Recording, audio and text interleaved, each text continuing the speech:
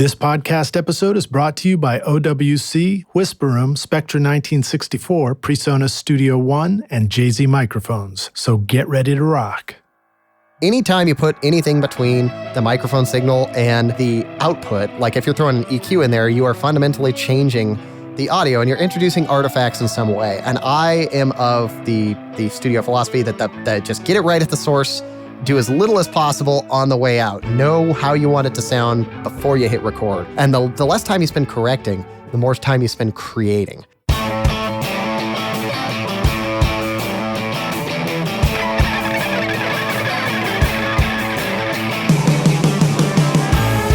Welcome to Recording Studio Rockstars.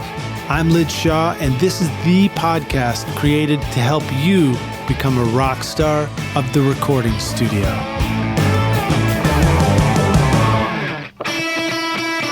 If you feel like the fast pace of computer tech has made your studio Mac obsolete, then think again. OWC is your personal studio tech for memory and speed upgrades, DIY installs, and used Macs perfect for recording and mixing. Why ditch your existing computer when you can take your studio far into the future with the Mac you've already got? Learn how to supercharge your studio and find out how awesome your Mac can be at OWC.com so that you can focus on making great music. If you're sick of bothering the neighbors when you're trying to record your music or ruining your recordings with outside noises, but you're not ready to spend a fortune on permanent studio construction yet, then consider getting a Whisper Room ISO booth for your studio. Whisper Room offers an instant solution for a comfortable, quiet, ventilated, portable ISO booth with easy line of sight for recording vocals, guitar amps, or even drums. Get 10% off the 4x4 or 4x6 booth when you mention Recording Studio Rockstars at whisperroom.com. Hey Rockstars, it's your host, Lid Shaw, and welcome back to Recording Studio Rockstars, bringing you into the studio to learn from recording professionals so that you can make your best record ever and be a rock star of the studio yourself. My guest today is Derek Bargaehr, Chief Everything Officer at Vanguard Audio Labs. Co-founded with Ken Avant, Vanguard's goal is to make fantastic sounding original microphones and audio gear that are within the financial reach of every musician. Their V13 tube mic has been used on a number of hit records by Grammy-winning engineers and artists, and they have a full arsenal of other awesome microphones, which we'll talk about on this show as well. Derek began burning himself with a soldering iron and messing up his guitar pedals in high school, eventually working as Director of Operations for Avant Electronics, creators of the Avantone MixCubes for several years. A freelancing engineer, producer, gear tech, and bassist, Derek received a BA in commercial music, audio engineering, and music business from Azusa Pacific University in Azusa, California. I think I'm saying that right. You are. All right. Vanguard Mics have gotten some great praise from engineers like Steve Genowick, Ray Kennedy, and Bob Bullock, to name just a few, and are seriously affordable, beautiful-looking microphones that are going to make you wish you had one for a hood ornament as well as for a mic in your studio. So please welcome Derek Bargaehr to Recording Studio Rockstars. Derek, are you ready to rock, dude? I am, but if you are using our mics for a hood ornament, I would use a pop filter. Oh, yeah, good call, man. Excellent. There's a lot of wind noise. Definitely. Tell us a little bit more about who you are, man. Who are we speaking with here? Oh, gee, that's a loaded question because I don't like talking about myself that much. I do dispute that I'm a bassist, mostly because I went to music school. I was a music major. Quickly found out that everybody there was like 1,000 times better and further along at like the making of music than I was. And I was like, even if I woodshed for 8 hours a day, which I have no interest in doing, I'm not going to be as good as these guys are because they're already so far ahead. So I was like, you know, if I engineer, all I do is push buttons, but I get like the same credit they do on a record. And I get to take credit for what they're doing. So maybe I'll do that. And that's kind of how I got into engineering, just like facilitating. And I've always had kind of a bit of a producer's ear and an ear for good tone and things like that. So it just kind of turned to engineering and then eventually to making microphones and marrying, you know, the working with my hands, which my grandfather instilled in me that I've always loved doing, the creation and the engineering part of things with music, which I also love dearly and always want to be a part of as well. Nice. So your grandfather was building the original Vanguard microphones? He was not. He was a carpet layer for years and just kind of instilled the nose to the grindstone work ethic in my whole family, and it's kind of been passed down from my father to me, and also just the joy of doing things with your hands and the immediacy of that, because we're music people and everything we do is not tangible. So it feels good sometimes just to like mow my lawn and be like, I made something and I can see that I did something. Yeah. But unfortunately, 2 weeks from now, I'll have to make it all over again if it's my lawn. Maybe mowing the lawn is a bad example, because that's like making your bed or tying your shoes before you put them in the closet. But like, building something in the garage, building a table or building a microphone also has an immediacy to it. Yeah, indeed. Did you ever lay carpet with your grandfather? Did you ever try doing that? It's really hard to do. It is really hard. And he had the old school carpet kicker that had the pad on it that still hurt like hell when you rammed your knee into it. Like the pad, he'd had that carpet kicker for like 40 years. So the pad was really thin. So you're ramming your knee into basically a metal plate with like 3 feathers on it at that point. Wow. How are your grandfather's knees after a lifetime awful. of doing that? Truly awful. It's like, we don't need to go on too deep a tangent, but laying carpet and having to bash this thing with your knee to stretch the carpet out is one of the craziest design ideas I think I've ever saw in construction. Yeah, I think they have different ways of doing that. At least I hope so. Yeah. But doing it at the condo I was renting, we had a dog. Our puppy tore up our carpet right before we left, so we had to lay some new carpet so we could get our deposit back. And that's when I learned carpet kicking. Not ideal. Yeah, well, when I moved into my house, I tore out the old carpet that was upstairs. It was gross. And I got new carpet, discount stuff. And I'm like, give me the cheap stuff, and I had to figure out how to stretch it upstairs in my control room, what became my control room. And it was terrible. Like, it was like, there were just like waves in the carpet that you would trip over and kill yourself trying to go back to the listening position. So I can fully appreciate it. And believe it or not, it is connected to studios. And we brought it full circle. We brought it full circle. Good segue. Yeah, thanks very much. So, you were doing the music thing. You got inspired by the tech side of music. When was the first time you ever built a microphone? That would have been actually probably my junior or senior year of university. So I didn't want to, I had to take an internship to get out of university. You required a four credit internship. I think it was 120 hours or whatever. And I didn't want to scrub toilets or fetch coffee or basically just be a studio gopher, because I'd heard some horrifying stories about that.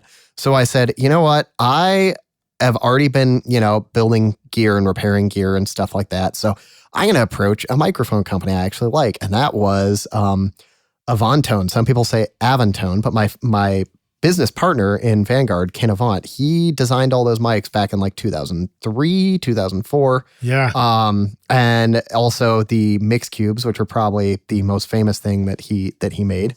And I approached them and I said, I want an internship with you guys, and you get 120 hours of free labor because America, and we will, and I'll be able to graduate, so we'll both benefit, And I went there. He taught me a bunch about transducers. He figured out that I loved everything about it, and he loved the passion. And as soon as I was done with the internship, they just hired me and said, as many hours you can work till you graduate, do that. So I think for either 3 or 4 years, I ended up being like director of operations, I think was the title, but really just kind of the one of the many everything people there, because it's a small company and everybody does a little bit of everything. So that was the first time I think I built a microphone, was working at Avant Electronics. Just as a disclaimer, we no longer have anything to do with that company now since 2011. So that's a story in and of itself. But now we do this, which we like way better. Well, I'm staring at an Avantone MixCube, which sadly may not have been one that you had anything to do with. But I do have a friend in St. Louis who just swore by the Avantone mics back when they were the ones that you guys were building. And he just kept telling me about them. And I never ended up getting one, but now I'm excited to, have the follow-up to that, which is the Vanguard mics here in the studio. And it's a cool story. So, what does it mean to, I feel like we want to dig into this a little bit because there's a lot of mystery around microphones. I think as audio engineers and producers, we appreciate the gear, but we look at it and we're like, I can't do that. That's magic, world of magic inside there. What was some of the stuff that you had to understand when you built your first mic as far as like, this is how a microphone works? These are the pieces that go together. There's a few things and it really helps now, just as kind of an aside and a follow-up to what we were talking about, that like when Ken designed those Avant microphones back in 2003, we're 15 years ahead of that now in terms of the technology and the manufacturing precision that you can get, whether it's overseas in China or here in the US, and also the affordability of doing that. Yeah. So just the fact that he was making those microphones and they were that solid back in kind of the infancy of getting microphones made entirely overseas, and that he was able to get them consistent was pretty amazing. And they were great prices for that time as well. Yeah, definitely. And now both Ken and I would say they're kind of middle of the pack, just because it's been 15 years and things have advanced and we've learned so much. And the technology and manufacturing has gotten so much better in those 15 years. And like I said, so much more affordable. I'm sitting next to a $300 3D printer that I can do a lot of prototype work and aesthetic work on, especially for our shock mounts and things like that. And it was $300. It also makes me feel like an astronaut every time I turn it on. So, well, that's pretty exciting. Actually, again, another tangent, but the whole concept of 3D printing was always meant to be really impressive. But then I'd be like, what's it really getting used for? So it's really cool to hear that you actually get to use it for designing and building things. Awesome for rapid prototyping. Also, listeners, I am a series of tangents that would best describe my conversation style. Like, I'm a tangent helper. Yeah, I am a ping pong ball and a clothes dryer. So just be prepared for that. And if you're not, I apologize in advance. But what you were talking about to get back to learning about understanding microphones is a few things that I learned pretty quickly is the capsule's the heart of it. It's like I always compare it to cooking. Like making a great steak, you have to have a great cut of meat to start with. Otherwise, the microphone, you're polishing a turd at that point. If the transduction element, what takes the acoustic vibrations in the air and translates them into an electrical AC signal, essentially. If it's no good, then the microphone's really not going to be good. So the capsule's a big part of it. And then the other part is a lot of people will tout frequency response graphs and yada, yada, yada, but those really don't tell us anything about how a microphone sounds, how it makes us feel. Like there's a science in electrical engineering, right? The science of electrical engineering, making the circuit work, taking a signal, amplifying it, bringing down the impedance in order to get it to your preamp, which then does more work to it, which then sends it to an A to D converter. Like that's all science, right? Mm-hmm. But then there's the subjective, why does it sound good? And how do we make it sound good?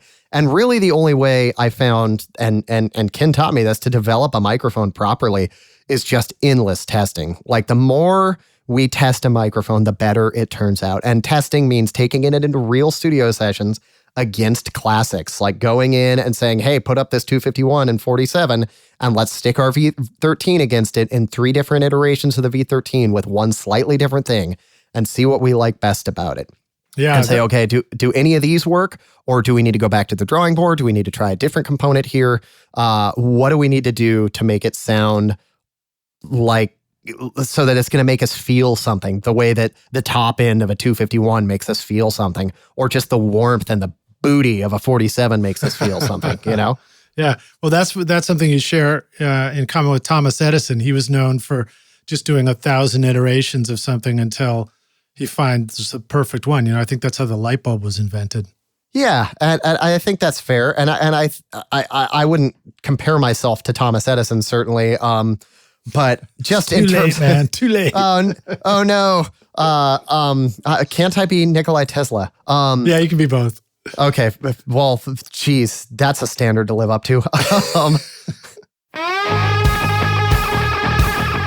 want the critical details from your microphone to get through to your recording, and the Spectra 1964 101 amplifier provides just that, with unequaled headroom, low noise, and a linear output irrespective of transient audio peaks. Used by Tom Dowd, Muscle Shoals, Stax Studios, and The Record Plant on records by ZZ Top, Aerosmith, Bruce Springsteen, and John Lennon, Spectra 1964 brings that same incredible sound to your studio with the new STX 600 mic pre with built-in comp limiter. Start making classic records again at spectra1964.com.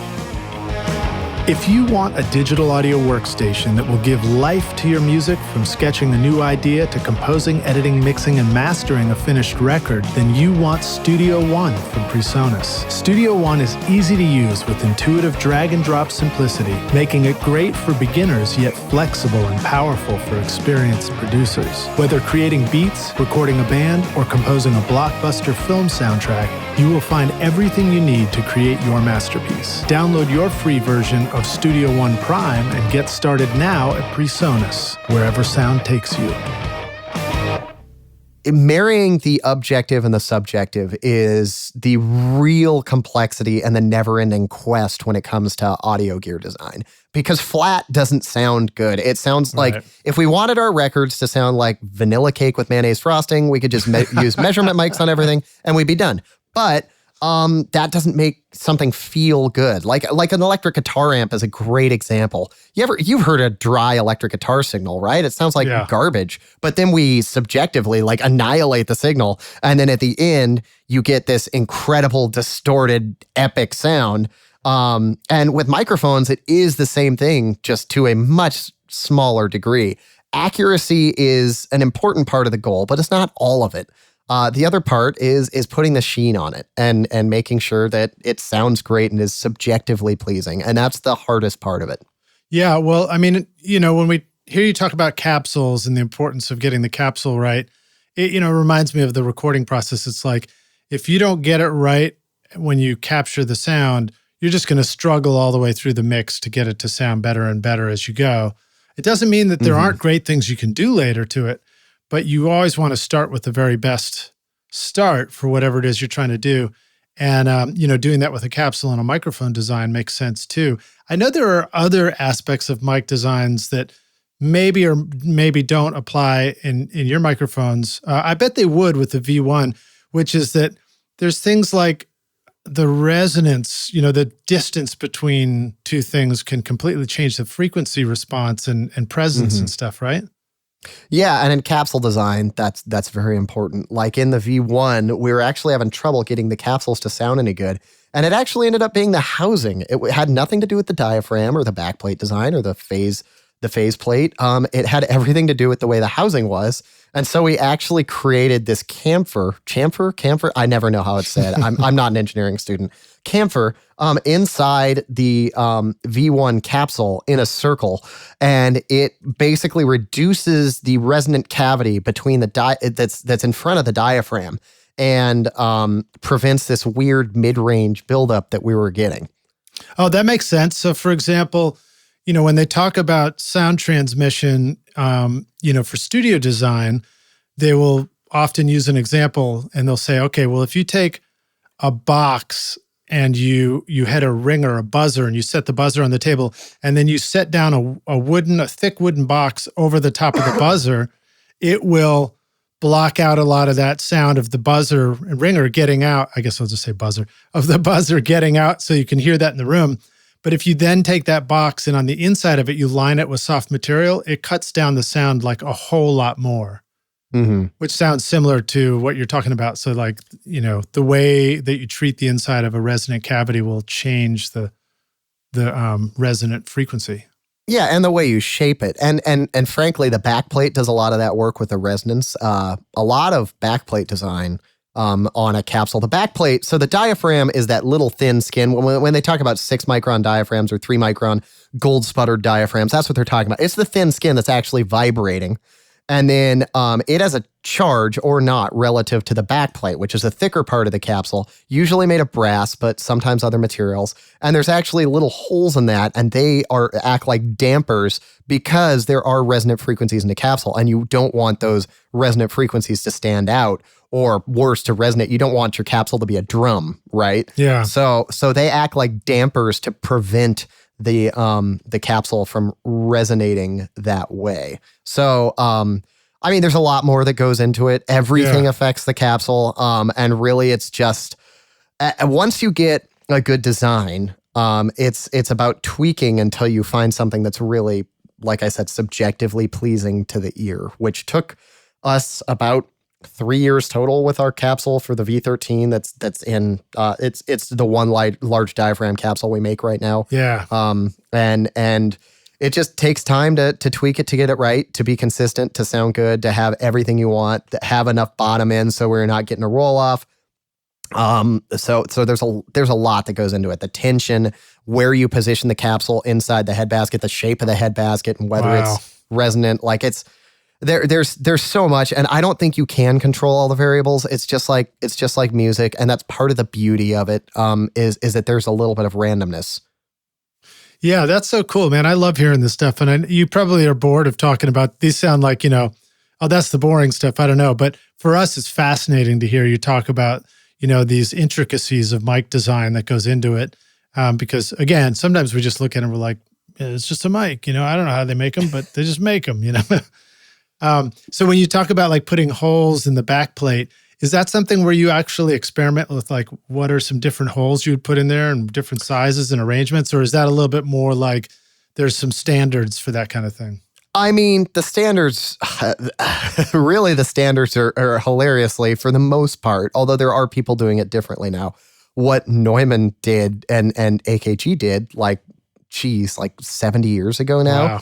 Like, so if you look at the back plate of a 47 style capsule, and I say 47 style because there's a lot of things that claim to be 47 capsules, and really the only 47 capsule is a 47 capsule from Neumann. Right. But it's a radial design, so the holes are in these concentric circles that grow ever smaller, and the hole size and the hole depth and how many through holes you have, as opposed to blind holes, which are holes that aren't drilled all the way through, that does tremendously affect the frequency response and the resonance of the diaphragm and so many things. But then you have like an 87 or 67 style capsule, and those holes are arranged like in a linear format. And those are actually the reason that Neumann settled on the dual backplate kind of 67 design, and why that's in the majority of their mics now is because it was so much easier to make than the M7 or the 47 style backplate. And it's the same reason AKG actually abandoned like the all brass design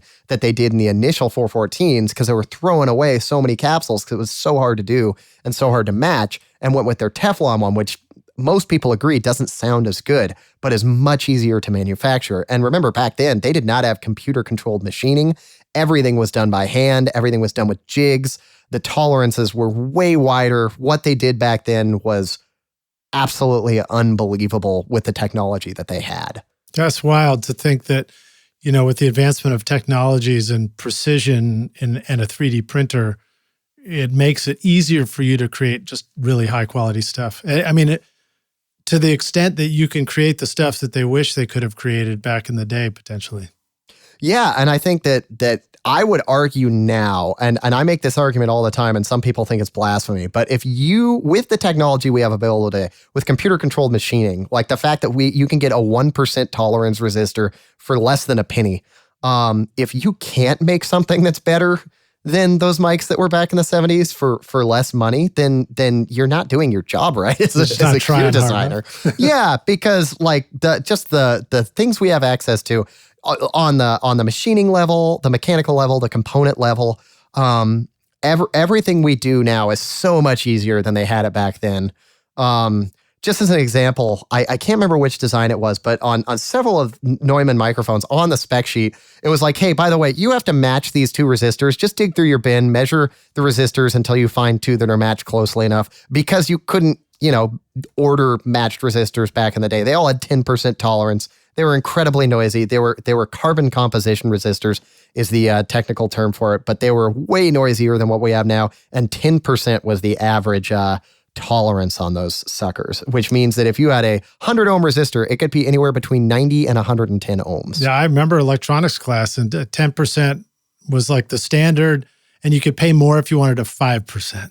Yeah, and they would have to sort them like at the manufacturer by hand and figure out what was a 5%. So now I can get like 0.1% resistors for probably, I would guess, less in inflation-adjusted money than Neumann was paying for like 10% resistors back in the day. So, I mean, what is that? Like 100 times more accuracy, like a factor of 100, if I'm doing my math right, which I'm probably not because it's in my head. Don't worry, I won't check you on it.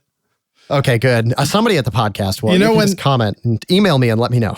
When we were kids and they used to have math class and they'd like line you up at the blackboard and then you get like, you know, process of elimination. I was always like the first one out. Well, that's like, why we're in out. music, right? We can divide by 2. Yeah. But that's, you know, we can count to 4, but that's right. really all we need. And we have iPhones for that stuff. Now, my iPhone has ruined me for doing math in my head. So. I was good for the stuff where you had to visualize the circles and the squares and you know, the triangles, but not the number. I mean, I like the conceptual stuff. That means you're creative, and that's good. There you go. And also, I apologize if I'm getting too deep in the weeds. This sort of stuff is endlessly fascinating to me. I'm not sure if your listeners will feel the same way.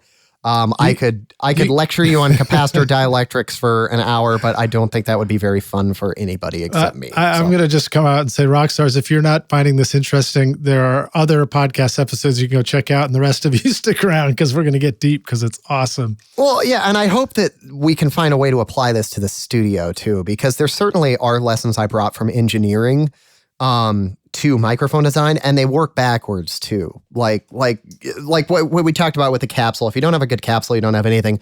As far as a microphone goes, as far as fidelity goes, and it's kind of the same way with engineering too, right? If you don't have a good performance, then it's just polishing a turd, right? Like if you have a bad musician playing a bad song, it doesn't matter if you have $100,000 signal chain on him. It does not matter because the source material sucks, right? Like, this is going to sound like blasphemy too, because apparently that's my thing. But I always tell folks that are engineers, like, we get too big for our britches sometimes. We are a medium for what the songwriter is doing. Our job is to not screw up what the musician is doing. And yeah, we can put a coat of wax on it. We can polish it. We might be able to even change like the color and the way it sounds somewhat. But ultimately, I think that great engineering can't change a mediocre song, but mediocre engineering can't ruin a great song. Because I've heard some songs that were very poorly engineered, and I still really enjoyed it and could listen back to it, even though the engineering was just okay. Yeah. You know, like I always use the example of Mazzy Star's Fade Into You. The tambourine is like driving an ice pick through both your eardrums. But that song was immensely popular because the performance in the song was really well done. Well, you know, we just learned from Bill Cheney recently that it's actually just very difficult to record a tambourine without having it sound like an ice pick due to the transients in the circuitry. Yeah, the transients on tambourines certainly are a little bit much. Yeah. I always did them on dynamic mics when I engineered, just because on a condenser, you could get like these crazy peaks and not even know that you were clipping. You know? Yeah. I like using my Coles ribbon mic for them too. Oh, I bet that would sound great, because that would lop off the stuff that wants to take your head off to begin with. It does, I tend to play it quietly.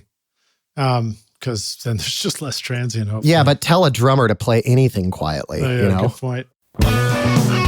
Are you sick of microphones that make your music sound harsh and brittle? The new Amethyst mic by Jay-Z Microphones brings you a rich, warm tone with perfect detail using the golden capsule technology. Resulting from 30 years of microphone design, the Amethyst is hand-built using carefully selected parts with Class A discrete circuitry, extremely low self-noise, and an advanced shock mount to make sure your recordings sound awesome. This is my voice on the Amethyst right now. Use the limited time coupon ROCKSTARS to get 50% off the Amethyst mic at jzmic.com.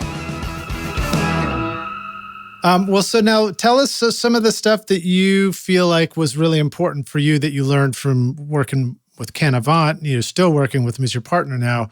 And then also give us some insights into this whole connection between designing your mics and your appreciation for Italian auto design. Okay. Well, let's start with the first one. So a bunch of the stuff I learned from Ken is just a lot of it's patience. Like if I was making clones, which we don't do, by the way, all of them are original designs because I'd be bored if I was making clones. I could put out 2 or 3 products a year, but when you're doing something original, it's not done until it's done. You don't take the cake out of the oven until it's ready, you know? Nice. So I wanted to have our V13 out in like 2014. And it didn't come out till mid 2016 because it wasn't ready. And Kim was just like, listen, when we are beating these other mics, these studio classics consistently, then it's done. And until then, it's not done because good enough is not good enough. It's got to be great, especially when there's a million, microphones out there for your listeners. Quite frankly, we have to make sure that we're doing the absolute best we can without, charging $5 or $6 grand a mic. Because we could get there, but frankly, I want more people to have our mics, not less people. So it's got to be at a reasonable price point. So it's a very reasonable price point.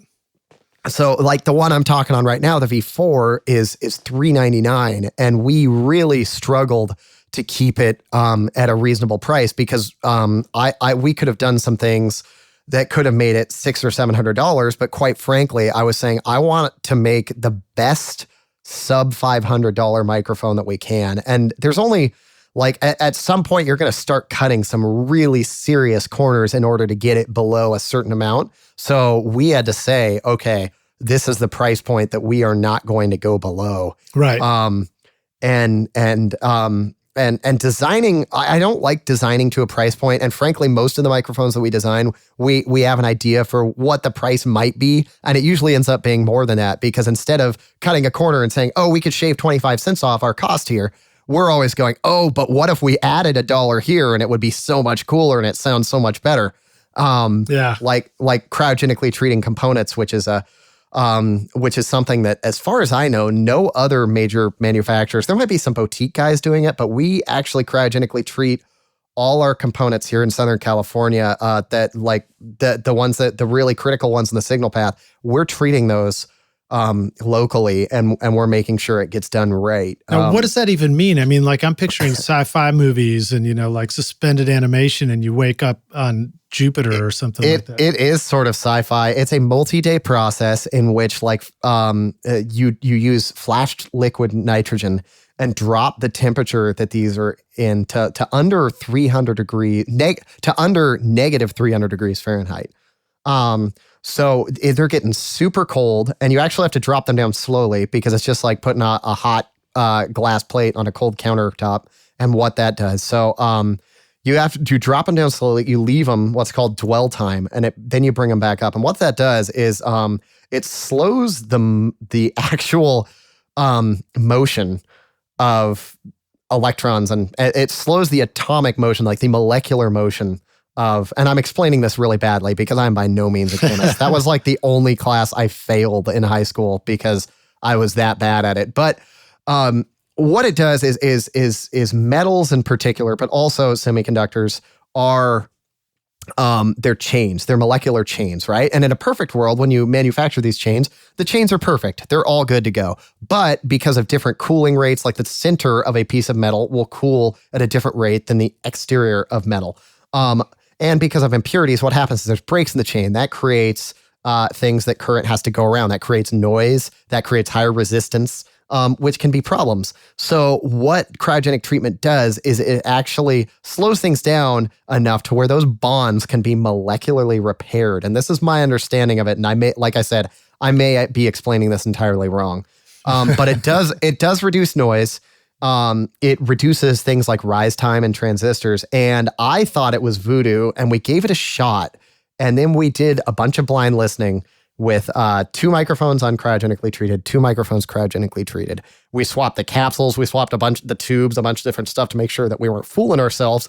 And then we took them to a bunch of different engineers we really trust and said, which set sounds better? And without fail, the engineers chose the cryogenically treated ones. And I was like, okay, this is actually something. I thought it was bupkis, but it is not bupkis. It's a real thing. And I said, okay, we're going to spend the money on this.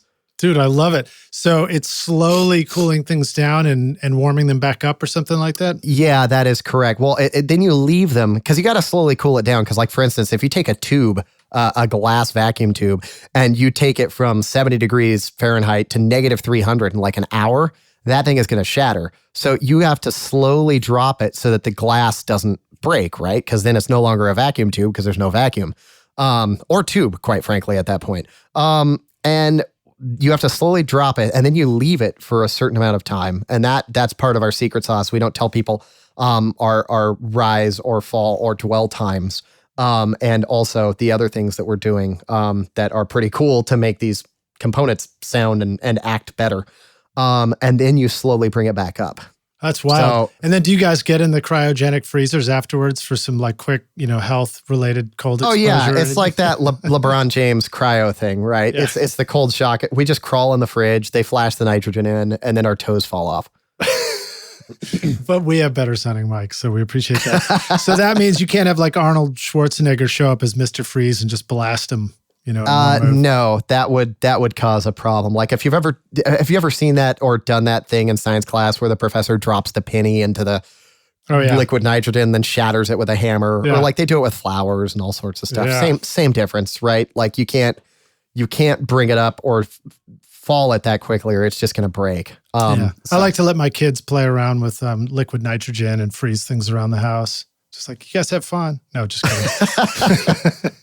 Awesome, dude. Now, what about this? Oh wait, did I cut you short on things you learned from Ken? I don't even remember the second part of the question. Well, you were basically just telling the world how awesome Ken is. That's basically where we were. Ken's been doing. He started playing music when he was 14 and started working in studios and he's designed studios. He's designed a bunch of gear. He's kind of done so much in the music industry that you can only really gain through experience, right? Like an ounce of experience is worth a pound of education in a lot of instances. So he just has a lot of experience and knows what's going to sound good in certain situations. And he knows which direction we should strike off in when we're going to design a new piece of gear. And he knows what the market is missing and what he wishes he had in a studio. So that's really, really helpful to have. And there was also a second part of that question, and I can't remember what the second part was. Well, we were going to ask you about the Italian auto design inspiration, which is because you got these beautiful looking mics, and of course I made the hood ornament joke, but there was some truth to it. I just have always felt like we spend a lot of time designing our studios, right? And you put the LED strips in so your studio glows different colors. And like people spend so much time on the aesthetics because when you're in a really cool space like that, it inspires you as an artist, right? Like part of what we're doing is making a creative space that inspires creativity for the artist. I was just at Sphere Studios in LA, and if you go to their website and check it out, they have one of the coolest live rooms, and it's just so vibey. But when people manufacture microphones or other pieces of gear, it's like, let's paint it dull black or matte silver and be done with it. And that is easy and costs less money, quite frankly, and it's a lot less of a pain in the keister to do quality control on, because we check every single one of our microphones visually and sonically.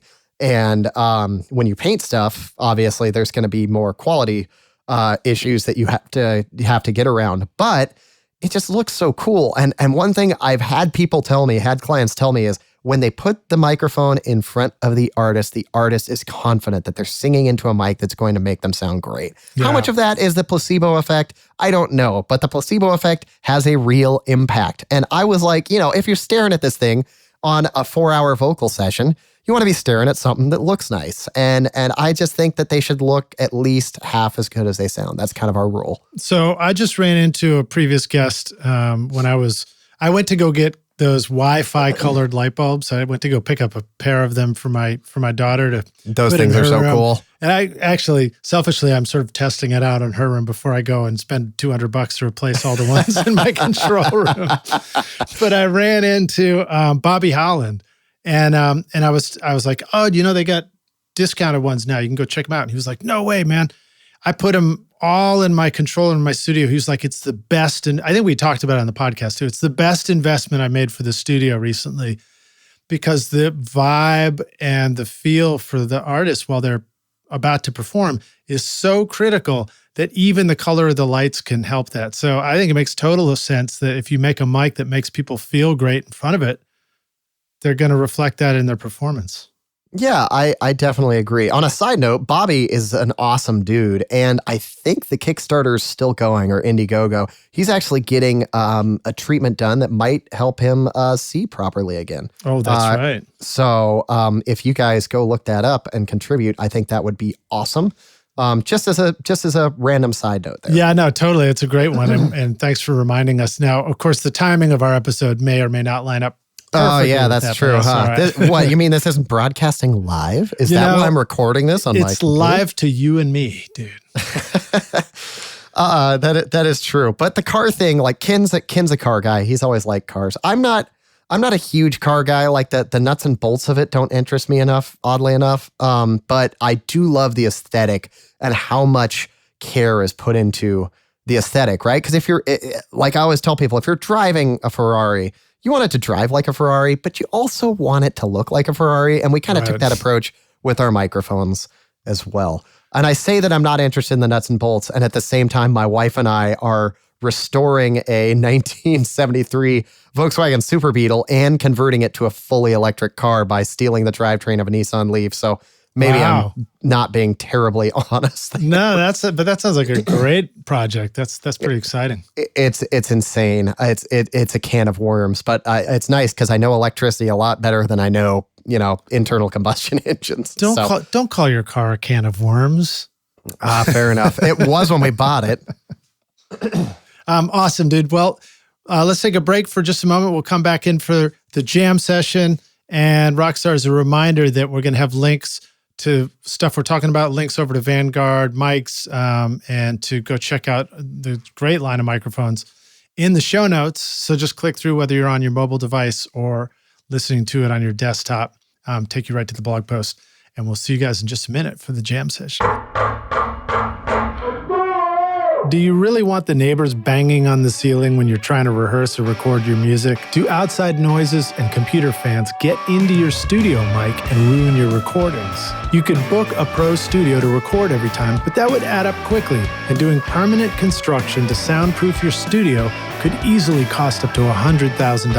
And you can't take that with you when you eventually move the studio. Don't you wish there was an easy solution right now? Whisper Room ISO Booths offers a simple way to install a comfortable, quiet, ventilated ISO booth in your studio with easy line of sight for recording vocals or even drums in a variety of sizes. For 30 years, Whisper Room has been solving studio isolation needs with ISO booths that are shippable, portable, and can be assembled in an afternoon. Now you can get pro vocal recordings right in your home studio, practice whenever you want, and start using real guitar amps again. Get 10% off the 4x4 or 4x6 booth when you mention Recording Studio Rockstars at whisperroom.com.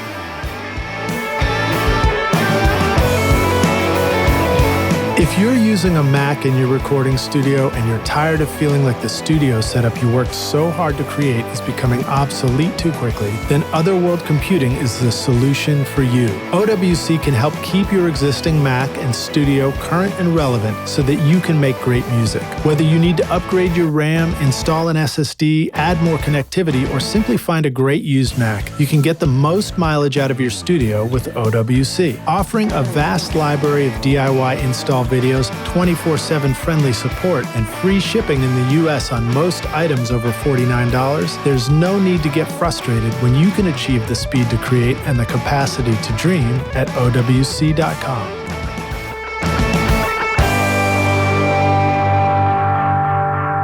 Hey, Rockstars, we're back now for the jam session. My guest today is Derek Bargaehr, joining us from Vanguard Audio Labs. We're going to dig into some of these different mics that he's creating and how you can use them in your studio. So, Derek, you ready to jam?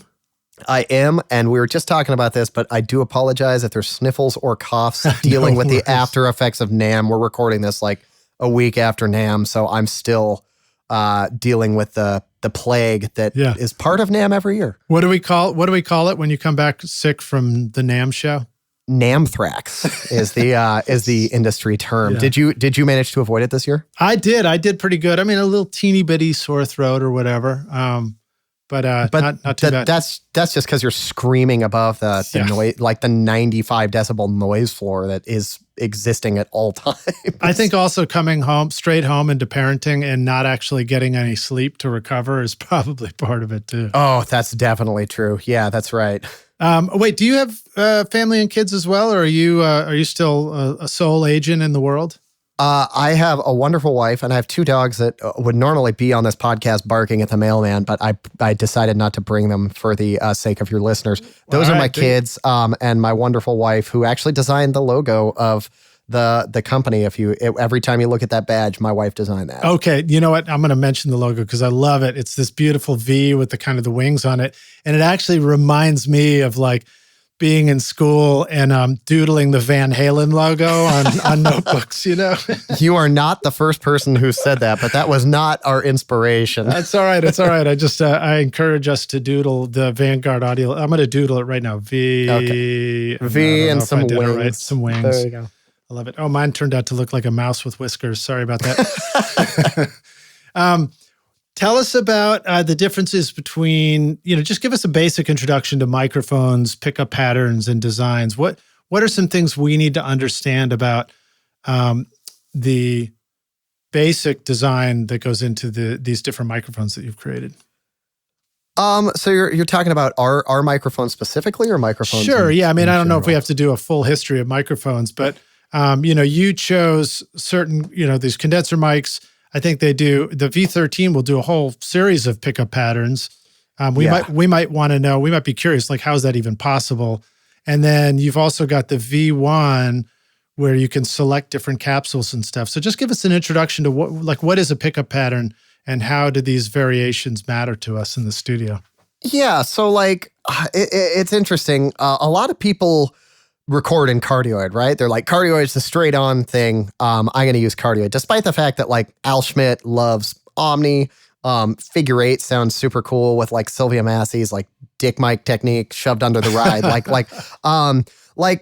Pickup patterns really do affect the sound. So a lot of people think about pickup patterns, they go, oh, proximity effect, right? Like Figure 8 has the most proximity effect, Cardioid's medium, and then Omni has no proximity effect. Right. Which is true, and that's a quirk of the way capsules are, and just a quirk of acoustics and the way they're designed. It's a good initial understanding of it too. Yeah, but it does also affect other parts of the frequency response. Like you'll notice if you have a microphone like our tube mic and you put it in the reason we did variable patterns is because you can dial that proximity effect, but it also changes the way it reacts to high frequencies and to the mid frequencies to a degree as well. So Figure 8 is when you do a Figure 8 pattern, it's essentially two capsules back to back, right? It's two diaphragms, two backplates, or one backplate in our instance, though electrically speaking. But what it is there's a difference in the potential between the rear diaphragm and the front diaphragm, and how they each relate to the backplate, which is a fancy way of saying that in Figure 8, your rear diaphragm is creating an electrical signal that is the opposite of what the front diaphragm is. If you were putting a 1K signal into both sides that was in phase, they would be out of phase technically coming out of the capsule. All right. And, it's like if you send some air, some sound towards the front capsule, it's going to move it forward. And then on the backside, the capsule is going to move out or something like that. Exactly. And that's the way ribbon mics work because of the way they're designed. They are Figure 8 with a couple of exceptions, but that's getting really deep in the weeds. Whereas with Omni, both diaphragms are completely in phase. They're picking up exactly the same thing. Okay. And in Cardioid, Cardioid with a lot of mics is almost like a half Omni. The rear diaphragm is more or less just like turned off. Mm-hmm. It is neutral, but it still creates proximity effect. Like I said, that's a quirk of the acoustic design, but and just the way acoustics work. But in Omni, you'll notice if you turn your mic to Omni, the highs sound way more natural. They just sound more open. And then in like a hypercardioid or Figure 8, the highs sound like much more. I use the word focused. They're like we use adjectives when we describe sound, and it's so hard to describe sound with words. It's like describing a color to someone who can't see. But when you dial in between those settings, like with the V13, I love wide cardioid for vocals because you get the more natural highs.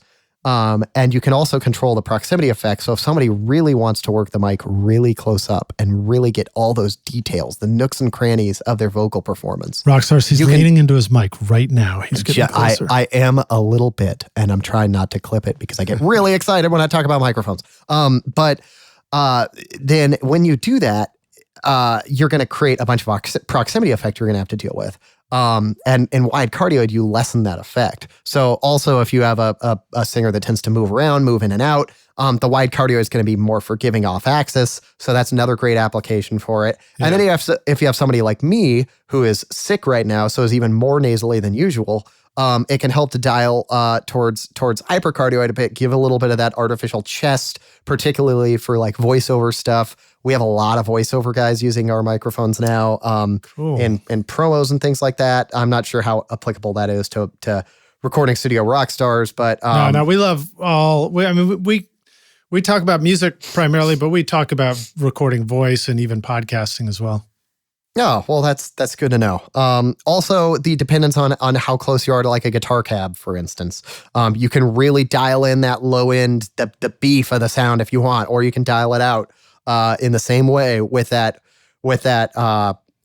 polar pattern knob on the V13 power supply. And then that means you're doing less work in the mix. And anytime you put anything between the microphone signal and the output, like if you're throwing an EQ in there, you are fundamentally changing the audio and you're introducing artifacts in some way. And I am of the studio philosophy that just get it right at the source, do as little as possible on the way out. Know how you want it to sound before you hit record. Yeah. And that way you're going to be putting less EQ, less compression, less corrective stuff. And the less time you spend correcting, the more time you spend creating.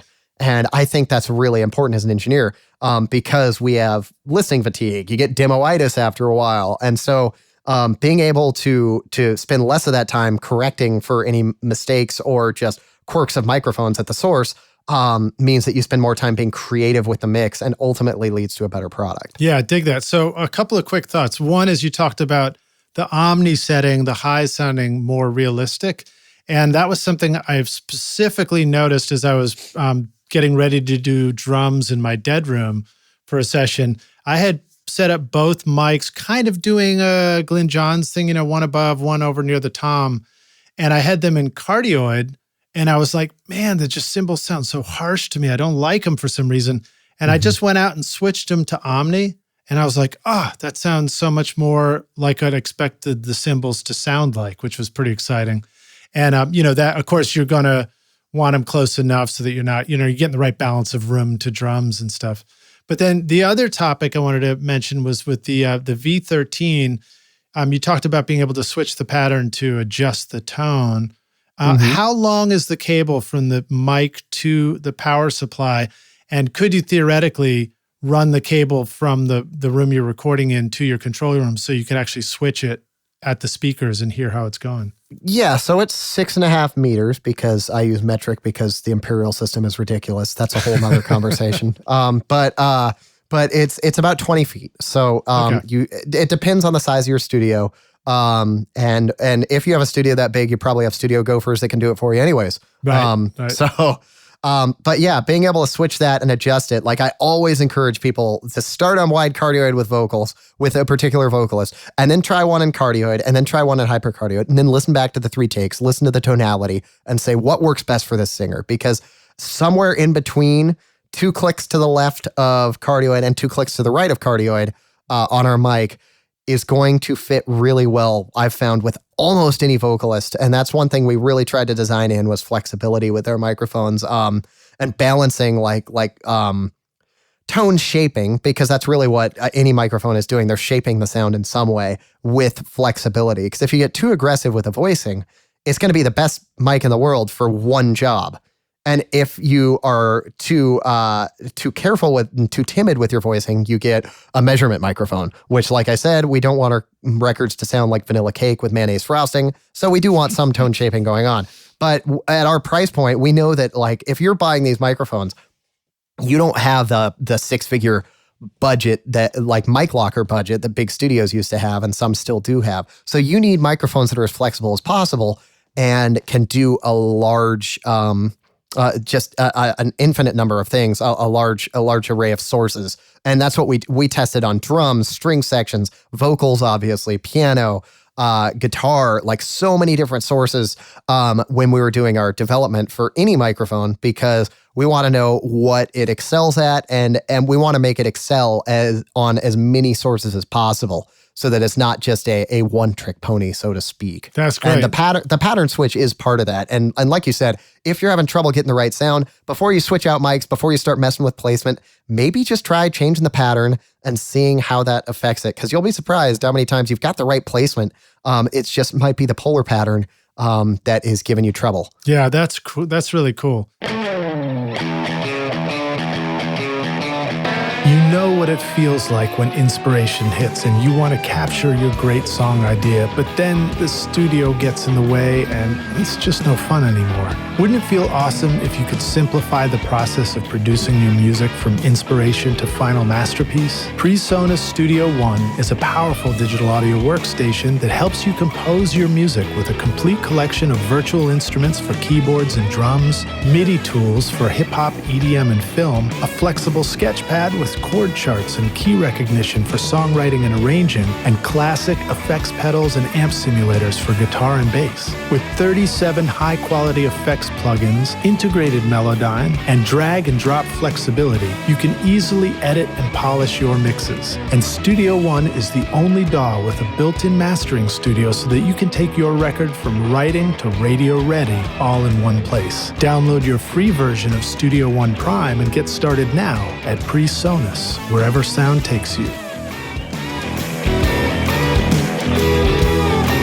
If you want to capture every nuance of a great performance in your studio, then you're going to need to start with a microphone that is crafted with great care and attention to detail. JZ Mics in Riga, Latvia designs amazing sounding microphones that are handcrafted with jeweler's precision to bring you incredible detail in your recordings. At the heart of JZ microphones is the unique golden drop capsule design, which uses a lighter, faster diaphragm that delivers great clarity and fidelity while avoiding distracting colorations and distortions. This is my voice right now on the new Amethyst microphone with Class A discrete amplifier circuitry, extremely low self-noise, and advanced built-in shock mount technology to bring an expensive sound to your studio for an affordable price. JZ offers a 5-year warranty, free shipping to the US, and a 30-day money-back guarantee. Plus, for a limited time, you can use the coupon code ROCKSTARS to get 50% off the Amethyst microphone at jzmic.com. All right, so you mentioned price and affordability. How much is the V13? Is that a price we can share on the podcast? Yeah, it is. So in the US, the price on the V13 is $799 US. So quite affordable. And as I said, it consistently beats a lot of other microphones that are considered studio classics. Just a quick story, I will tell you. Dave Way was doing a Christmas record for a very prominent female vocalist whose name I'm not allowed to say, but there is no doubt that she has the voice, if you know what I'm saying. That would be Gwen Stefani. Nice. But they actually managed to get the V13 in on the vocal testing against a 47, a 87, a 67, and a 251, all vintage, and our V13. So that's like, just off the top of my head, like $60,000 worth of vintage mics. Yeah. And the V13 came in a very, very narrow second place to the original U47. And it was very close, apparently. I wasn't there for the session, but I was told afterwards, and I was like, we were this close. So just to give you an idea, that's the kind of thing we did in testing, so that in real life, it would be the same. So our whole thing is to give you guys as much bang for your buck as we can, because I was a music major. I was in enough debt, didn't have the money for great microphones. It was either, spend $5,000 or spend $100 and beat it to death in the mix with a shovel. So a big part of my passion for this company is making sure that every musician can afford it, or as many people can afford it as possible, and still getting a really great sound that you don't feel like you're compromising your audio quality for the sake of your budget. And so what better way to bring the price down from a single affordable microphone than to give you two microphones for less money, which is the V44S. And we had Steve Genowick on the show to talk about, using that on sessions and how much he enjoyed it. Tell us about the V44S. What's it capable of? What are, it comes with this box, but it's not actually a power supply, right? Yeah, so that's actually a splitter box. What that does is it's two microphones in one, but there's only one cable, right? So you got to split it out to two XLRs so you can put it into your preamps, because none of us have 5-pin stereo preamps as far as I know. Right. So the 5-pin cable comes out of the mic, goes to the splitter box, and the splitter box actually has 3 outputs because for people recording in the field, they might want mid-side, but you can't hear mid-side until you've doubled the track, phase inverted it, and done the whole mid-side decoding thing and set it up inside your DAW. So for people using like a hip mixer in the field, that might be like a concert taper, or they're doing live sound and want to use the V44S, we have a third option, which is this top capsule that is phase inverted. That's our third output on that splitter box. And that allows you to create mid-side with just 3 cables instead of doing it in your DAW, which really is the superior way if we're talking about fidelity.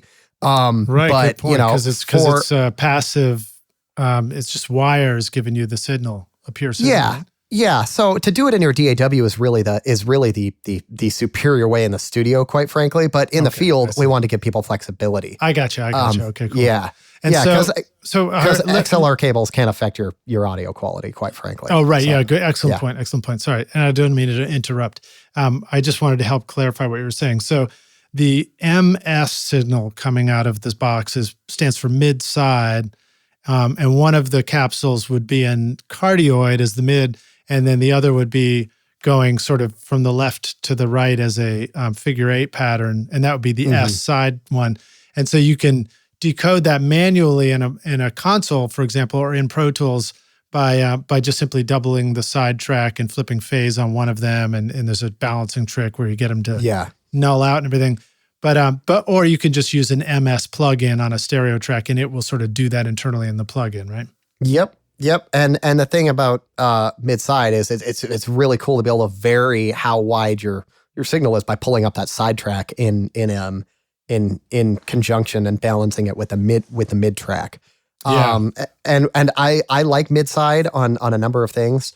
And we'll record that way, but this mic, because it is a variable capsule on the top, so it can point straight ahead. Both capsules can point the same direction, or they can point 90 degrees apart from each other. 90, not 9. I get real excited when I talk about microphones. We've been over this, and I start talking real fast. You can do XY or Blum line or mid-side with one microphone because each capsule is independently variable. It'll do cardioid, figure 8, or omnidirectional. So you can do some really interesting things. Mid-side with an omni center is something some people have experimented with. I didn't even know that was possible. That's cool. Yeah, it's that natural thing we're talking about, right? Because an omni on a condenser capsule isn't true omni. If you push your mic in omni and you actually walk in a circle around it, you'll notice the highs kind of fade out as you get nearer to the sides of the capsule, what would normally be like the null point on a figure 8. And that's just because of the way capsules are. They can't really pick up those higher frequencies from an angle like that. So omni does kind of give you that fuller sound. And I've even had some people do dual omni and put them 90 degrees to each other for like a true omni mic. Also had some people use them for vocals and do like a slightly hotter mic. So you can do a full take of vocals on a stereo mic. And then one is like 6 dB quieter than the other. So for the really loud choruses, you cut in with a quieter mic. And for the more intimate, close verses, you're using the hotter mic, and you can just swipe comp them together and get a full take from the vocalist, not interrupt their flow. Dude, that's still genius. Get the signal, the noise. Yeah, one of my professors taught me that one with a Neumann SM69, which is the best and most hilarious microphone model name ever. The Sadomasochism 69. Really great naming. Awesome job, Neumann. But yeah, and then enough people liked it on vocals that we made a mono version of that same microphone. So they're both solid state FET mics, and they're transformerless as opposed to the V13, which is transformered in tube and gets you a little more of that vibiness. Right. So these mics are a little more what you'd call transparent. They still got color. The mid-range is still really velvety. The top end is still really smooth because that's a product of the capsule. I'm not a fan of really strident bright capsules, which were kind of the rage for a while, and just really aren't my thing. Yeah, they're very limiting. They're limiting on Yeah. what you can do. They're not. If there's too much high end boost, it can not sound good for rock. I can tell you that. Oh, and then when you start trying to EQ those, what part of the reason is they're using a K67 capsule, which it tends to get really peaky in that it, like the 5K and beyond range, it starts getting really peaky and dippy. And when you start EQing, those really start to come out, those harsh spikes and stuff in like inferior design K67 style capsules. Right. Because great K67s made by Neumann sound awesome and don't have that problem. But poorly designed ones and poorly made ones do have that problem. All right, so let me say something back to you again, because I'm slow. Luckily for the rock stars, I'm slow and I have to say it all back so we really get it. So the V44 has the two capsules on it, and one of them rotates, and you can actually click it to do different. You can either rotate it all the way at 90 degrees. You can't rotate it so it's pointing exactly the other direction though, right? No, you can't. That was a limitation of designing it the way we did, which is really rock solid. I'm not sure how many of you guys have used stereo microphones before, but the rotation mechanisms I have seen on the vintage ones, the new ones are all super janky. So we just designed a brand new one. It's a steel plate with ball bearings, and it detents every 15 degrees because it's rock solid, man. Hey, as Fletch said, it's all about ball bearings these days, man. Don't you know that? Indeed, ball bearings these days. And but yeah, it was just to make it solid. One took a 10-foot fall on Andy Grammer's tour, and it's working just fine still. Wow. And any other stereo mic in existence that I know of, like any large diaphragm stereo mic, would have cracked in half like an egg. So that was kind of a great field test for it. Yeah, well, my V67 couldn't even handle having my roommate try and move it with the stand out of the way during a band rehearsal one day, and it needed to be repaired. So I appreciate it being solid. Now, the two capsules, so they'll rotate to 90 degrees, and that's the max, but they'll also rotate to 0 degrees. And then I remember looking at it, and I was like, why it's cool that it'll do that, but what's the use case for two mics pointing in the same direction? And you just told us, which is you can have two different gain stages running from the very same mic and have a singer sing right into it. And now you're covered on all those super loud parts. And that's awesome. Or have one that's like super gained up and distorted, and maybe it's muted or something. Yeah, or like a grip mic, like you just talked about. Ryan at Creative Sound Lab just did a review of the V44, and he was talking about all these different ideas that you could use when they're both straight on. He actually created like different polar patterns by blending an omni and a cardioid, or an omni and a figure eight, or a figure eight and a cardioid. So you can actually create those different polar patterns that we're talking about, hypercardioid and wide cardioid, using two independent capsules and being equally spaced from them, as opposed to doing it with the power supply on the V13, which is how we do it there. Yeah. So, because that was one limitation of doing a FET transformerless mic, and the way that we did it is there's really not a way to integrate those other patterns into it, especially in the size constraints we were dealing with.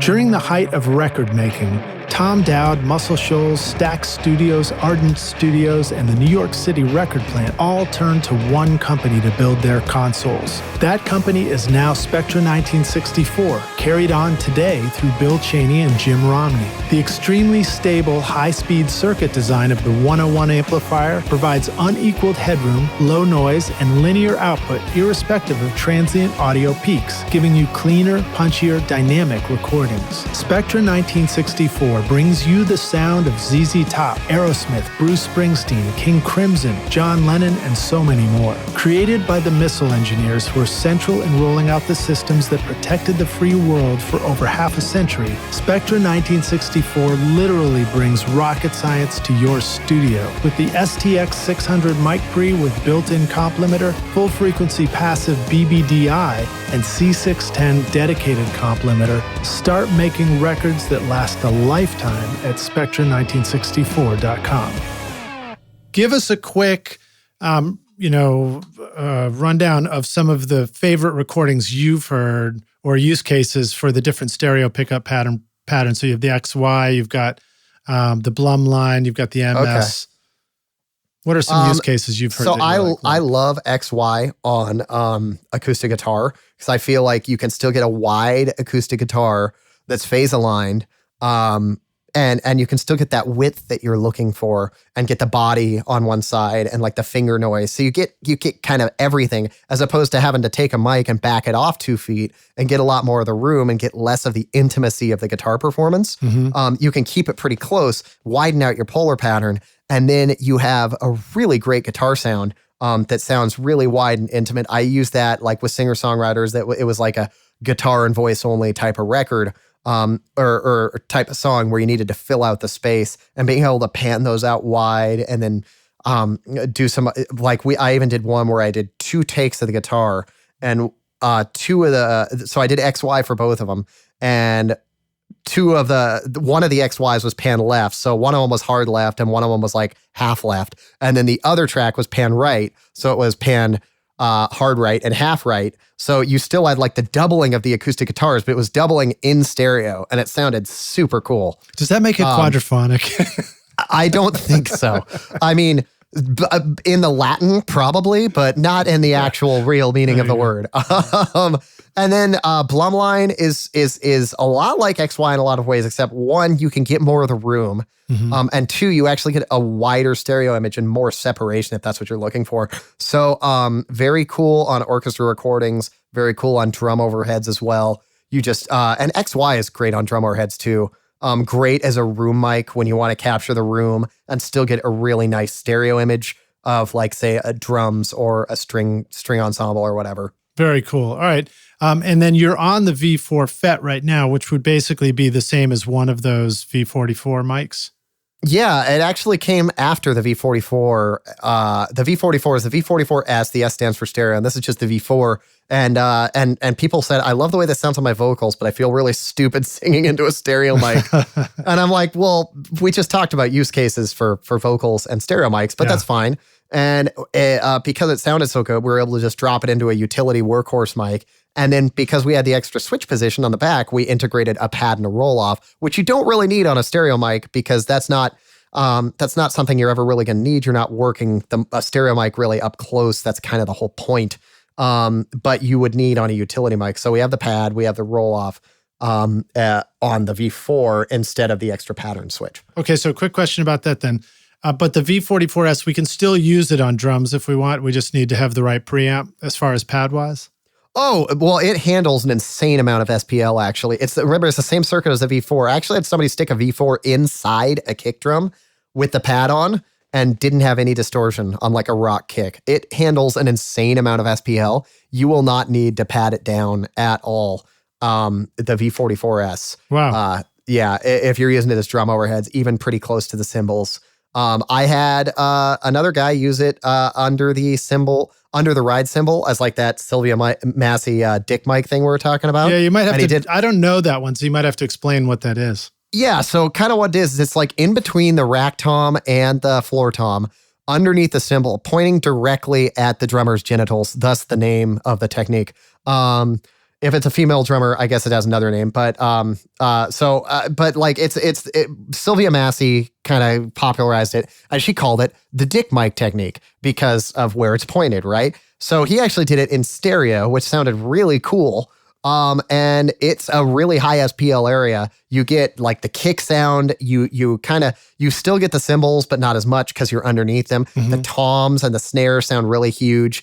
You're probably less than like 1.5 feet from the snare, and there was no need for a pad whatsoever on the V44. It handled it just fine. Okay, so the V44 stereo, but kind of pointed towards your crotch if you're the drummer, and then the other one, if you're going to go mono, was the V4 pointed towards the crotch. Yeah, exactly. So a cardioid pointed towards you. It's really cool to like compress that and mix it in. It just makes the drums sound huge. Sylvia's done a number of videos on it. You can check it out.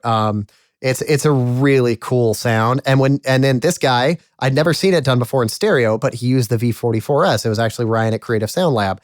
And he used the V44S in stereo, and it sounded really, really cool. And like if you mix that in and you push that up underneath the rest of the track, you're getting these huge drums, and you're not doing it all in mono. You've got it still panned so that you're still leaving room in the center for important things like your vocal. Dig it. Well, Ryan, you rock. Shout out to you, dude. Ryan's awesome. Tell us about the V1S pencil mics with the lolly capsule, because those are gorgeous too.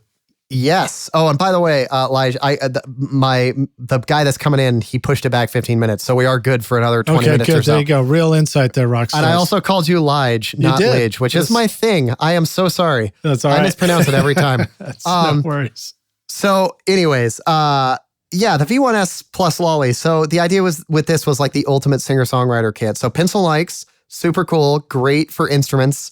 Smaller diaphragms mean faster transient times. So really good at capturing like an acoustic guitar, like we talked about. I love XY small diaphragms on an acoustic guitar. It's like my go-to if I'm miking an acoustic that's going to be more intimate, not just like a rhythm track. Yeah. So we created this to be like the ultimate singer-songwriter kit. So not only does it have small diaphragm attachments, it has 4 of those. In different polar patterns for the same reasons we discussed earlier. It also has a large diaphragm capsule that can be cardioid or omni. It's the same capsule as in the V13, the V4, and it screws on there, and you can do your vocals on a pencil mic and get that large diaphragm sound from that microphone. So it's super interchangeable. It's like the Swiss Army knife of microphones. You can do your hi-hat with the hypercardioid. You can do a guitar with the cardioids or wide cardioids. We did include the wide cardioid capsules because those are my favorite ones, quite frankly. They're just really natural sounding. They sound really clean. They're super cool. And then something, I think we may have talked about this when I was doing a video with you at NAMM, but one cool use case for the pair of pencil mics is you could do a small diaphragm on one mic and put the lolly on the other and put them side by side. Now you've got that whole like dual mic trick for an acoustic where you can blend them to sort of control your EQ response. Yes, definitely. And you can also do the large diaphragm on the bridge and the small diaphragm cardioid on the neck. A couple of big Nashville engineers, Kyle Manor, who does like Dierks Bentley and Brad Paisley, he's using the V1S plus lolly on all his acoustic guitars when he records now. And he's doing the bridge neck thing. So large diaphragm on the bridge, kind of pointed towards the sound hole, and a small diaphragm on like the 12th fret, also pointed sort of in towards the body. And you get that wide sound. You get a super cool sound. You can collapse them to mono if you need to. You can also pan them way out to stereo, and you get just a big, really detailed, really nice acoustic guitar. That's cool. All right, now I hinted at this earlier, but we forgot to circle back. I said the V13, I think you mentioned, was $799 for a tube mic, which is awesome. And then I joked that, how do you get the price down? You add a second mic to this same body. Yeah, so that's right. Tell us what the price is on the V44S.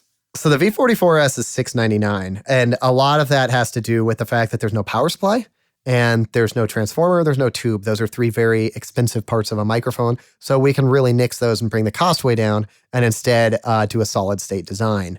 So that one's $699 in the US. And then the V4 is $399 in the US. And that's our most affordable one there. That's awesome. So it's a few less features, but it's 100% Derek Rockstars. Cool, and man. Ken. Don't forget about Ken. And Ken. Yeah, sorry, Ken. Yeah. It's an automatic shout out to you, Ken. We can't wait to have you on the podcast too. Want to record killer drums in your home studio? Rockstars of Drums will show you how to record, edit, and mix pro-sounding drums with a Nashville session drummer in a Grammy-winning studio. Want to start mastering your own records? Rockstars of Mastering walks you through exactly how I mastered my own record using nothing but plugins in Presonus Studio One. Want to learn how to create a mix that doesn't suck but rocks instead? At Mixmaster Bundle, I show you how to mix using stock and free plugins so that you can have punchy, powerful drums, guitars that rock, bass you can feel, and a mix that is in your face. Plus, it's totally free as my way of saying thanks for listening. Then go to mixmasterbundle.com to get started for free now and look for the clickable link in the show notes below. Awesome, man. Well, so, and then do we need to know what the price of the stereo V1s is or any of those? Yeah, so there's 4 configurations because not everybody, some people have a lot of large diaphragms. They don't want another one. So you can get the stereo kit with or without the lolly. So that's the V1S or V1S plus lolly. The S is for stereo.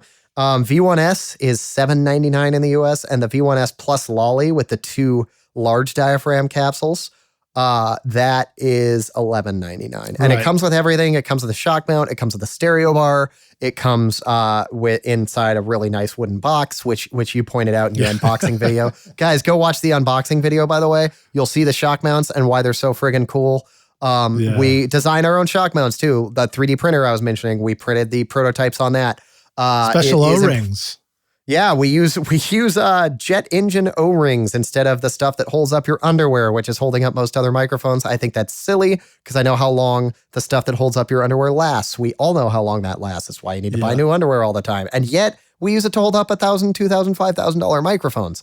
So we actually use these jet engine O-rings that don't have that same problem. They maintain their structural integrity for so much longer than those cheap hairbands do. Well, and then we designed the shock mounts to be super cool as well, because I think that's an important thing that gets overlooked a lot. I'm going to go ahead and just put it out there that we don't want to have to be replacing our microphones because of the O-rings, but maybe replacing our underwear is not such a bad idea. Yeah, that is true, actually. That's a really good point. But I've always thought, like, I've seen so many beautiful vintage mics with like a crooked head grill because the elastic band broke midway through the session, and if one of those bands breaks, the whole thing goes down. Me too. Which is so we have 6 bands on our VLSM, our large shock mount that comes standard with all of our large diaphragm mics. It's not an extra. You do not need to pay extra for it.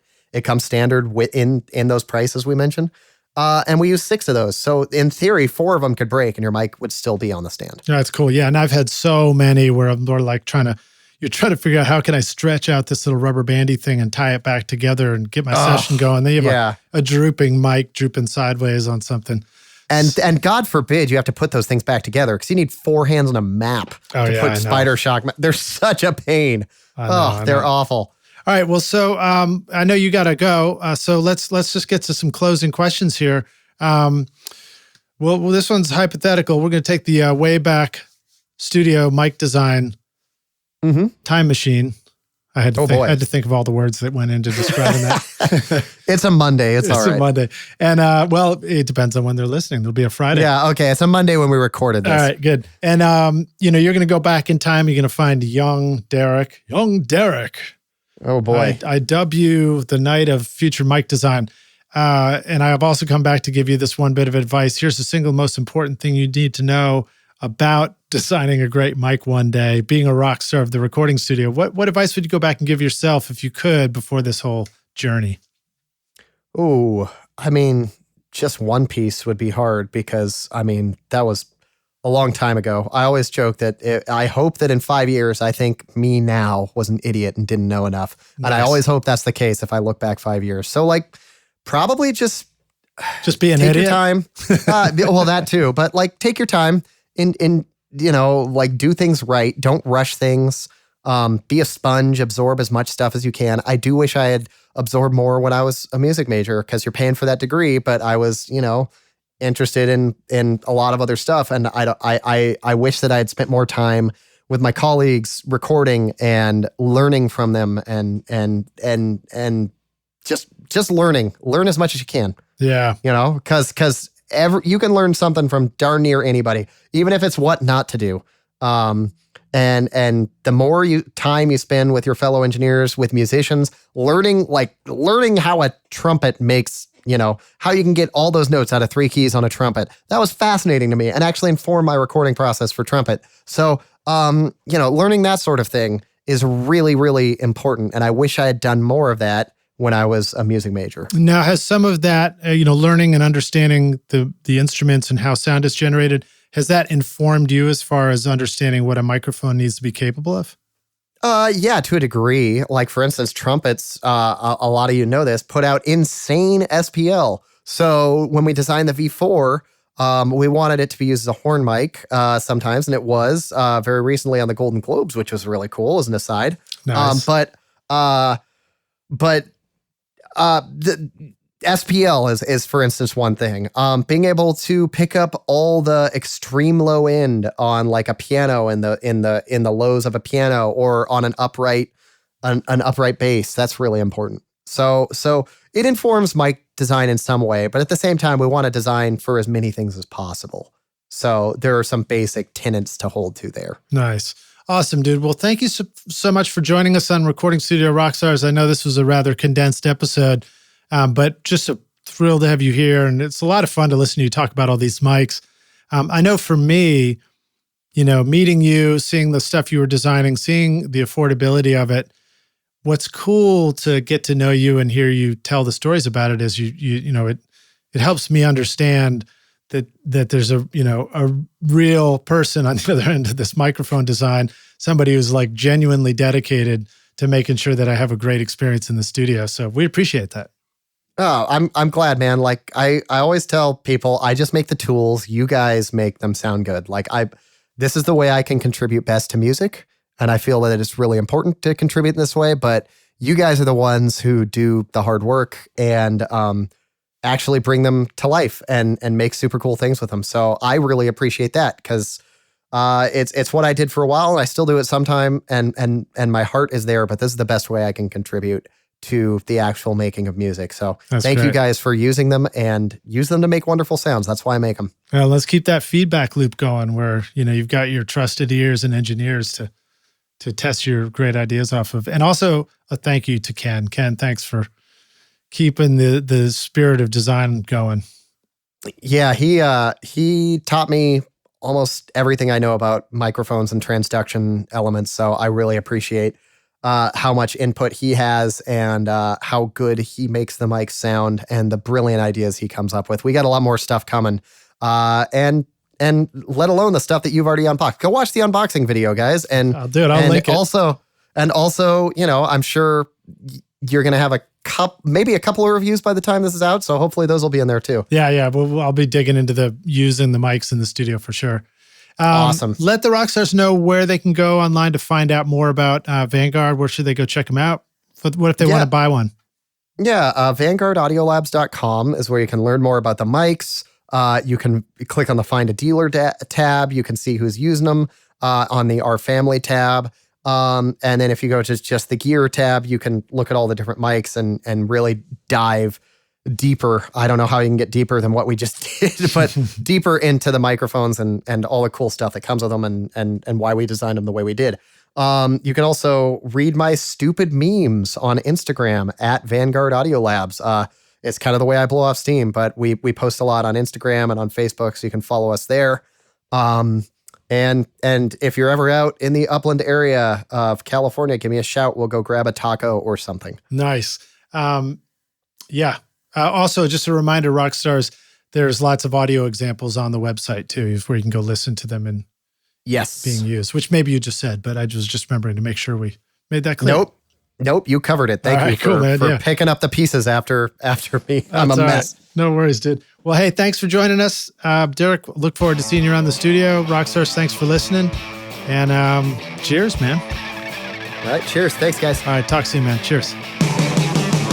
Thanks so much for listening to Recording Studio Rockstars. If you enjoyed the show and want to help make it better, then please share this episode with your friends on social media and leave a rating and review on iTunes to help the podcast reach more rock stars like yourself. You can click directly over to iTunes or go to rsrockstars.com/review for an easy explanation. And remember to hit the subscribe button to keep up with weekly episodes. And if you're ready to make your best record ever now, then head over to Recording Studio Rockstars Academy, where you can start with my free course at mixmasterbundle.com. And if you want more free content from Recording Studio Rockstars, all you have to do is go to rsrockstars.com/email. Again, that's rsrockstars.com/email to enter your name and email, and I'll keep you in the loop with articles, videos, podcast updates, and even free gear giveaways for your studio. Just look for the link in the show notes below. Thanks so much for listening, and thanks for being a rock star. I'm Lid Shaw, and this is Recording Studio Rockstars. Now, go make great music.